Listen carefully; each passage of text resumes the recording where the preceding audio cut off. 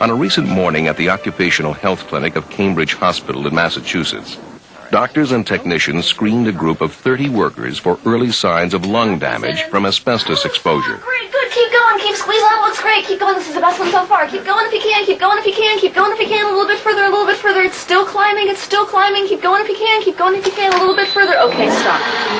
Great.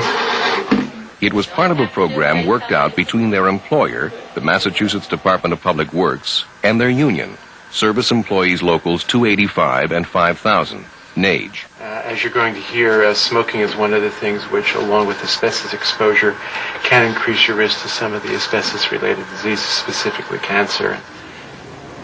They were mechanics for the most part, who worked on the fleet of state trucks, snow blowers, cars, payloaders. Some were brake mechanics who'd been exposed to airborne asbestos dust blown out of old brake drums. A lot of people that have worked in the department here, especially in the garage for the last, say, 20 years, that have been doing the same brake and clutch work, and they never realized the problems with asbestos. Alarmed about this practice, union leaders Joe McKay and John Mullen convinced their employer to hold education sessions about the hazards of asbestos. It would take 1 million asbestos fibers to fill up that same inch. Steve Schrag, one of SEIU's regional health and safety coordinators, was called in as a panelist. Many people don't act on the hazards they face at work because they either believe it's always been that way and it always will be that way, or they think there's no safer way to do the job. Schrag discussed encapsulating equipment on the market that completely encloses the brake drum and through a vacuum sucks the asbestos dust into airtight containers, preventing the escape of tiny, dangerous fibers. Members came up to me after the training session and asked me, well, what should we do at this point? And I basically said, well, you do in fact in your contract have the right to refuse dangerous work. After the session was going on for a while, the mechanics and the people involved who work with asbestos said that, until we get the proper equipment, we cannot, expose ourselves. And when they realized that they didn't have the proper equipment, the proper masks, the proper encapsulating machines, they just stopped.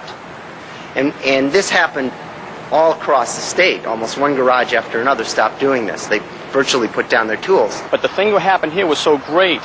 After the training, the first couple of days, there was one individual who grabbed an air hose and tried to blow out the brake drum.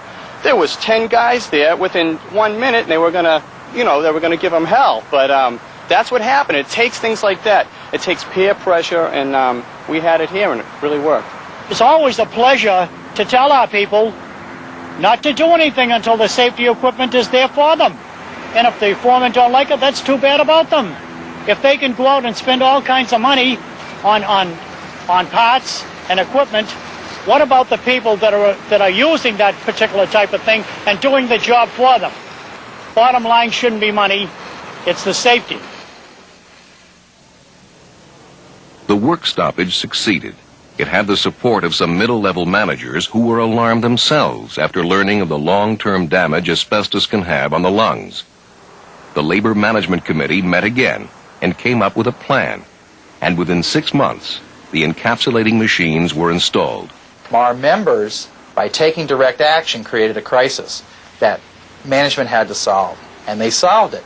And in 6 months, those machines were delivered. That's pretty unheard of when it comes to state bureaucracies to move that fast. You can go and look back and say, well, why didn't we do it 5 years before? The fact of the matter is, when we started to work on it, through the interests of the union and through the interests of the management carried the ball, got up the money, and it is a fairly expensive proposition and hard to work things through the budget process in a governmental unit. And I think our management deserves a lot of credit along with the people in the union. The day the encapsulating machines arrived here, it was like a 4th of July celebration. It was really terrific because a lot of people were so skeptical for so long, but they realized that from sticking together and, really standing tall, that this would really happen. It was something that it made them feel good. It was showed, real unity, strength within the union.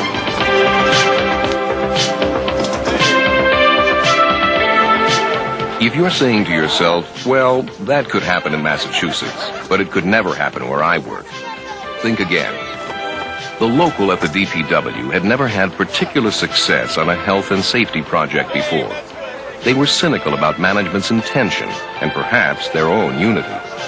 But they worked through a structure already in place, a labor management committee, and they called in the International to back them up with on-site workplace inspection, with educational materials, with technical expertise, especially about the equipment, and through educational seminars for leadership and members. And they used the law.